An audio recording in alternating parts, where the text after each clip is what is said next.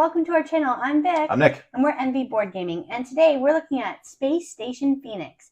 This is a 2 to 4 player game designed by Gabriel Cohen and published by Rio Grande Games. Nick is going to give a brief overview of how you play, and then we're going to give our review. Let's go. Hey everyone, we're here set up mostly for a 2-player game of Space Station Phoenix. I didn't put the other player out there. As you notice, there's just a green player, but I'm going to give you the general overview of a 2-player game. So first thing we're going to do is the way we set up, it dictates how many of these aliens are out here and humans. So you can see in a 2-player game, maybe you can't see, but 50 of these on a 2-player game, 70 on a 3, and 90 on a 4. There are 16 humans, and there's a little note on there. 16 humans over here in a 2-player, 20 in a 3, and 24 in a 4-player game. So we have 16 out there. So that's what I mean by a general 2-player setup. You can see there's not a red player or anybody else out here.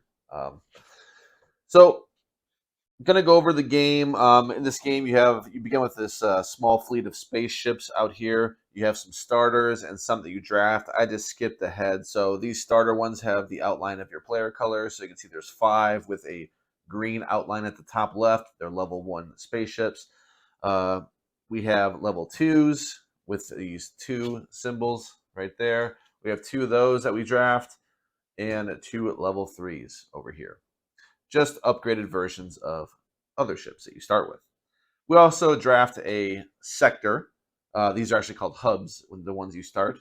I refer to a lot of things as sectors, but this is a hub. You start with a hub. It tells you on the backside your starting resources, which I've already gathered, and an ability that you trigger right away as well. So this one says I have diplomacy, and I get to do 1 construction. 1 construction on my diplomacy. So yeah, that's why that green one is up top. This is the diplomacy board, I believe they call it. And I moved up 1 because it told me to move this one, this construction icon, up 1 on my diplomacy board. I also have an end game. The one I picked has an end game right here. So for every level 3 sector I build out of my hub, I will get 2 victory points, and also have an ongoing ability. Every time I construct whatever sector I construct, I will get the alien that correlates with that sector. And I can put it on where it belongs. So let's go over actions in this game and what you're trying to do here. On your turn, you are going to put your marker on one of these actions. You have 9 actions out here, and we'll describe all these actions. So we just mentioned diplomacy. So if I were to go here, I would take up this spot, and the first thing I would do is I would put as much currency as it shows I need to spend. So I have to spend 3 if I want to use my own. The number here is if an opponent were to use it. That's how much you would get. So they would spend 3 to use my action, and they would give me on addition 2 for my supply. So they would put 3 here, or since I'm doing it, I'm just going to put 3 on here on this action. And there's a few things I would do. I would check any bonuses. So if I had a bonus for a diplomacy action, that would trigger. Some sectors have bonuses. Some starting hubs have bonuses. This one has nothing for diplomacy, so I skip that. Then I look, do I have any benefits? Here on the diplomacy board, for diplomacy, no. The diplomacy doesn't really give you anything as far as these go, but the other actions do. So we can skip that, and I'm just going to do the diplomacy action. The diplomacy action would move up for a cost. So you can move up this track here, and as far as you go up is how much it costs at the left. The reason why you're doing this on this track is because anytime somebody does any of these actions here, you get a bonus. So right now, if the red player, who I don't have out here, did the construct action, I would be able to get 2 currency because that's where I am on this. If you're tied with the other player, then you would go to the one lower. Same as if they were ahead of you. So if the red player was up top, I would have to go to the one lower and get 1 currency as a bonus. So that's all this is doing. You can see there's spots that will give you water and plant resources. There's spots that give you victory points. Those spots up top that will give you 2 of your choice that are not equal. So that's what the diplomacy, that's the whole point of diplomacy over there. And that could be influence. I can't remember what the term they use. I just call it diplomacy. Okay, So that's this action. So instead, I could do a transfer. Transfer costs 2. I can put 2 there on my turn, and I will get 3 transfers. Again, terminology, I don't know if it's called transfers, but that's what I believe it to be. There is a little helpful cheat sheet here. It correlates with colors, so you can see these are the actions I can do with that.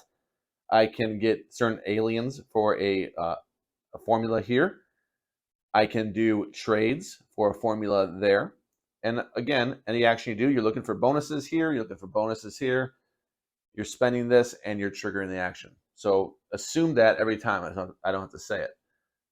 So here is where I'm going to be able to get resources and have different options. Again, you have options and they're color coordinated. So I'm going to roll some dice up there. This is my upgraded version of this. The one I got standard is this one right here, where I get 6 dice and get to keep 4 of those dice that I roll. These are the dice. So if I went here to the standard one, which normally I would go, if I can afford it, I would go to the upgraded one, which lets me roll 10 dice and keep 6. But let's say I couldn't afford it. I just had 3. I'll put it here, and I'll be able to roll 6 and keep 4 of these. So some things on here: water, plants, and the humans also have metal. Metal helps you construct.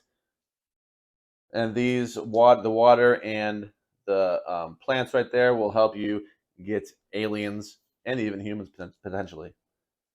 Those resources are represented by cubes, water, and plant food. There we are. So you're going to keep 4 of the 6 dice with this action. Here you can build out sectors. If you go here, you're going to spend 4 of the currency, and you're going to be able to build sectors. Sectors cost, so first off, you have to start at 1, and there are 3 different types of sectors. In a 2-player game, you'll have 2 choices of the same color here. So this is like a pink color. There's this bluish color, bluish green. Right here, you're going to have 2 choices, and this brown color looking one. Okay, and these all correlate with the different types of aliens here. The pinkish, the bluish, the brownish, these all correlate with these sectors because that's the type that you can put on there. Humans can go anywhere, and this kind of alien can go anywhere as well. But these have to be in particular spots. So if you're going here, you are constructing, you're paying the 4, and you're going to have to pay metal in order to build any of these. The cost is at the top right. Sorry if I'm holding up the screen. The top right is the cost, and you can kind of tell what it will give you on an income phase, which we haven't gone over just yet. On an income phase, what might happen. This one looks like you're going to be able to trade resources 1 for 1 up here. And you're also going to get a couple currency on income phase as well. And some give you ongoing events. So like this, when you gain a human, you're also going to gain 2 of the currency, as long as this spot in the sector is occupied by someone. Doesn't have to be a human, doesn't have to be an alien, just something has to be occupying this 2 space right here in order to activate this. So as long as these things are activated, they can give you bonuses if they're listed. So this would cost me an additional 4 metal. This would cost me additional 6. I can build these in any order. I could really focus on pink and go all the way to level 3. So you can see that they go higher levels. So this one would be above it. And then there's another one all the way up here. The costs do go up significantly. You can see a level 3 would cost 15 metal as opposed to the 4 and 6 choices that I had at level 1s. So they're going to build up like this. This is a level 2. This is a level 3. 3 is the highest you can go, but you're not obligated to build out all your 1s ahead of going to a 3, a 2 and a 3. You have to build just lower of that sector. So if you were going to, I couldn't just jump to 3, for instance, if I haven't built a 1 and a 2. However, I could be at 3 on pink before I even look at the other ones. That is legal. Okay, so you're spending to get all the way up there, and keep in mind, I had an ability to reach level 3, so I might focus on that a little bit to get some more victory points for reaching level 3. These are additional victory points because you do get a victory points for reaching level 3 in general in the game. All right, so that's constructing. We also have this action, which essentially you lose worker placement spots, but you're going to harvest the metal for going there. So it'll cost 2 as usual, and you will put your resource there, your 2 currency. go here and you're going to essentially lose one of these spots. You could even lose this itself if you choose.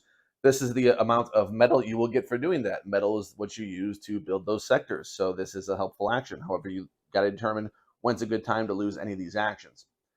So you'll instantly get this. Again, you're always going to look for other bonuses that trigger when you do this action, but that's what that does.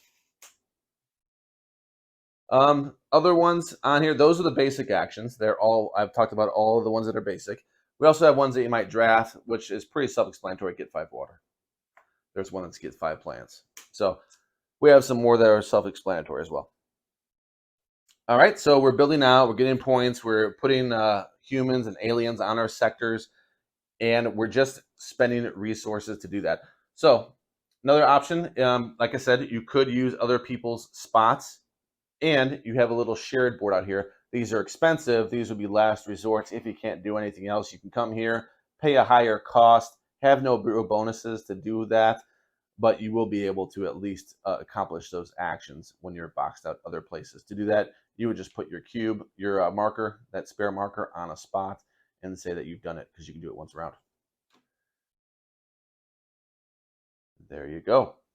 That's the gist. That's really the gist of the game. At the end of the game, you're going to get points based on how high your sectors are. I think Sector 1, every Sector 1 is 4 points. Sector 2s are 6 points. And Sector 3s are 10 points across. You'll get points for your people on the sectors, your aliens, your humans. Having majority in those gives you more points as opposed to being in second place, for instance. You are going to get any endgame abilities that you may have. You're also going to transfer your resources to points at a certain ratio. Yeah, but that's it. You're going to keep playing the game until the active player has 40 or more points. Right here has the symbol. Or if the active player, has built all 9 of their sectors, 3, 3, and 3. Or let's just say you have 4 or fewer total aliens remaining on the board. That's not including the humans, just 4 or fewer aliens. Once a player has triggered the end of the game, then everyone else is going to get one more turn, but that player that triggered it will not. If none of the endgame triggers have been met, you're going to keep playing. And that is how you play. All right. Thank you, Nick, for the overview. We don't really do a full-blown teach, but quick little overview, give you an idea of how the game plays, what it's about, that kind of thing. Nick does that often. Sometimes I do it. Yeah. But yeah. So let's jump right into it. First topic for this in our breakdown of how we feel about the game flow. How does it flow? I think it's pretty good. At first, you're going to get overwhelmed if it's your first game. There's so much symbology that it will overload you, especially how many modules are out to acquire. You're like, wow, this game has a lot going on. But I feel like once you learn it, it flows pretty nice. We've talked to people, and it did flow pretty well, in my opinion. What about you? Yeah, I think so. I don't think that the game is disjointed in any way, but the symbology, I think I could see that as an initial barrier when you see that. But yeah, it seems to flow pretty smoothly. How about downtime? Do you think, thinking back on our 2-player games and our 4-player games, do you feel the downtime is too much, just right? I think it's just right. I don't think it's too bad at all. Obviously, when you are marking, if you've moved up on the track and you receive a benefit, I think that ends up being one of the holdups or one of the things that truly complicates things, is that you are watching other people's turns to make sure you're getting a benefit, you're making a choice. Somebody might undo that. Oh, no, never mind. I'll take this instead. And that kind of thing can happen. And that kind of lends to less downtime because you're involved with their turns too. What did you do? Oh, you did that. That gives me this. Yeah. But if you want to go back to game flow, it does lead to a little fiddliness in there too, because you could miss something and you could have to go back and say, oh, you did that. I wasn't paying attention. Yeah. So it keeps you on your toes. Mm-hmm. Now, is that a negative or a positive? I think it's a positive overall. It keeps you involved in the game. I like games that do that, that keep you, you're interested in other turns. Yeah, I agree with that too. That's how I feel. The mechanics of the game. Mechanics, worker placement, resource management. I like worker placement games in general. This one isn't that strong of one. You have your own. You could use your opponent's places, but generally you're going to use your own. There's also ones, if you run out of spaces, you can use them that cost more in the middle. They're like a public share place, but they don't give you any different abilities generally. Yeah. So I think, I like worker placement. It does it fine. It's just not Nothing. I don't think anything spectacular as far as. Yeah, I would say, I mean, the one interesting part of the game is that you have to really choose a good time to destroy or deconstruct your locations and harvest them for material. I think that's one of the more distinguishing characteristics of it as a worker placement is that You lose spots. you'll lose spots at your own choice and get rewards for them. So you can kind of think, when is the best time to dismantle this particular module on my station, you know? And I don't think there's a spot. I think it's called diplomacy. I'm trying to think where you go up you go up the thing, and you get bonuses when people do their actions.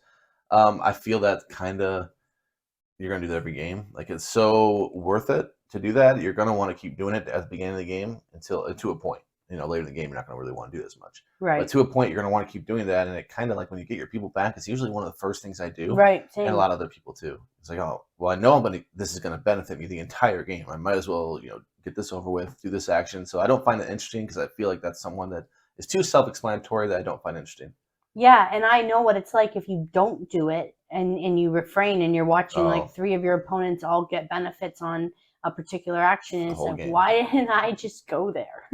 Yeah, I like the dice. The dice in this game, I like that action where you can actually roll dice and acquire resources that way. I think that's kind of fun. I'm not huge into luck, randomness thing, but I think that's a good part, which is going to bring us to randomness now. Yeah. I like that randomness. I like the randomness of the setup. There are going to be different things out there. It's going to lend to replayability, which is our next topic. So the randomness in this game is a good randomness. Yeah, I think it's a good randomness. There's also that whole, the different modules that come out. There's a draft selection to start the game of picking those parts that go on to, I don't know if they're modules or ships. Yeah, your own little sector thing. So I think that the randomness is easily dealt with in this game. I don't think it's going to cripple you. It's part of the fun of rolling the dice and seeing what resources you get, what combinations you decide to use and keep. And you can get victory points off of it when you exchange them for humans. There's different ways that you can use the resources you get too. So that's kind of fun. The replayability, pretty high. I mean, things change. We just spoke to the different setup configurations, the drafting, but knowing that there is, certain actions that are going to benefit you more, as Nick mentioned with the diplomacy action. I think it's pretty replayable. I think it is. I think they tried to make it as replayable as possible with all the things that are going to be included at the beginning that are going to be different every time. However, the game's going to play out the same every time. Your actions, once you have your set actions, you're not going to acquire more actions. You can use other people's actions, but those actions, you'll see them, and you'll see them every game. It's not like they're going to interchange or, that part of the game doesn't change. Whereas I would kind of like that to change a little bit more, and maybe the sectors, keep that. That's fine that they added replayability there. But it does feel like, okay, it's not, the replayability isn't that your actions are changing. It's that the things you're comboing might change because of the modules you're adding and all this. But I must say that it's a neutral.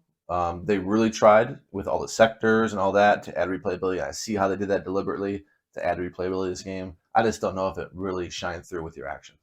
Yeah, I could see what you mean there. I mean, it does feel samey in the way that you're approaching it, even if you have different pieces to the station, or you're still essentially doing a lot of the same thing by putting aliens into those spots and looking at your own objective, which changes depending on your setup, starting corporation or your starting company or whatever. Yeah, I just called that starting sector, but I don't know what it actually is. Yeah. We don't know the theme. No we just know theme. we're in space. Yeah. We have a station out there. Table size. Well, this one, you build it out. You're adding additional parts, so you do need space for each person to do that. So I would say it does take up a good chunk. Yeah. Yeah, and there's different sections for those things where you have to pick. Yeah. We skipped scalability, which I think is fine. It adds probably 30 minutes per player. I think it's okay. I don't dread playing it at 4. Some games I do. This one wasn't bad at 4. So I think it's scaled. Yeah, I agree with that. I found though that when we had more players, the way to present the stations was more challenging to show people their choices and people looking closely if they're on the other side of the table. But that was really it. The theme, space. I love space. Always fun. Enjoy space a lot. But do I feel spacey? Do I feel like I'm in space making a space station? No. Yeah, this is I can't give it credit for theme here. I don't know. I just it didn't sink in with me. There's different aliens, there's different color pieces. They're just cute kind of. It didn't sink in with me. Maybe somebody else can get really into this. To me, no. No. If they were little figurines of aliens, would you feel like you were putting aliens on your ship? And then your action marker were something cooler than cardboard. Yeah. And there just has to be something that soaks me in, but nothing's really bringing me Yeah. in there. I wouldn't say you should buy this for the theme because it's really not a theme-heavy game. Yeah. Table presents, pretty cool, pretty good. Darker, space-colored module pieces, cardboard pieces that connect together. Like there's nothing too outstanding about the art or anything like that to me. I thought it was pretty. The modules are kind of cool the way they span out of your sector thing, your ship thing. I don't know what it is. The way it spans out in 3 ways, and then there's all the lines of them that you're picking from. It looks like it looks mathy, like almost like a tech tree. There's no tech tree in this game, really. Yeah. There's a tree that you go up for the diplomacy, but that's the closest you get. There's no tech trees where you unlock anything like that. But you do get those sectors, and it looks tech tree, just like the angles of it, the mathy look of it. So if that's your thing, I think that will bode well for you. Mm-hmm. Components, we touched on the cardboard. It's a mix. Is it a plastic? The currency, yeah, that you use in the game, yeah, those are fine. The little amber looking things, yeah, resin. Nothing that we remark about truly. I mean, it's pretty standard. I would say the component quality is not poor, but it's also not it's not going to blow your mind. Yeah, I wish the action markers look a little cooler. They're just the 2 cardboard that attach to each other. That's what it was. I was trying to remember if that was a piece of plastic or if it was. Kind of tracks your worker placement. That's all it does. But the currency used in the game is good. That's probably the best, the best component. Other than this, is the cardboard that we used for all the sectors and stuff. That's the cardboard, so that's good. You bought it. How's the price? For what you get, the value. It depends. If this is a tough one because it tried with that replayability. It threw a lot in there, and I think if you think the game's fine or good or great, then yeah, it's worth your $50, whatever it is.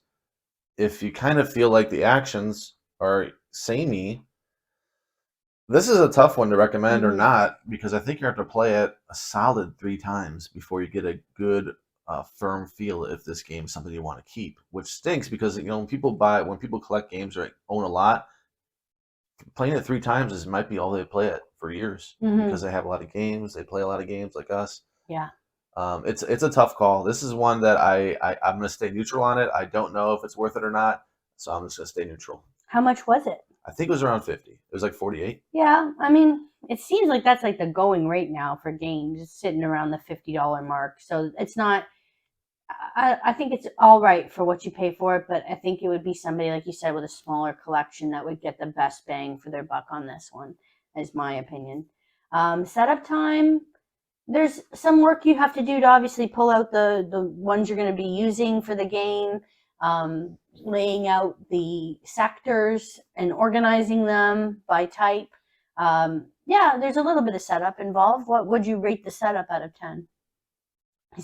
Yeah, it depends because we bag it up. We try to bag up everything as easy. In every game we play, we try to, when we're done playing it, bag it up so nice that the setup will be as minimal as possible. Yeah. But you're still going to have it. I mean, you're still going to have these different colors. There's going to be level 1s, level 2s, level 3s.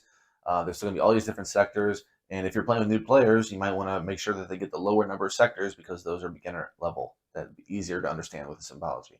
So if you played it enough, the setup's okay. If you haven't, if you're just pulling this game out, the setup's kind of a mess. Right, yeah. The game length. Nick spoke to that. He thought it was about 30 minutes per player. Yep. I don't think it's problematic or difficult at all. That's what the box says.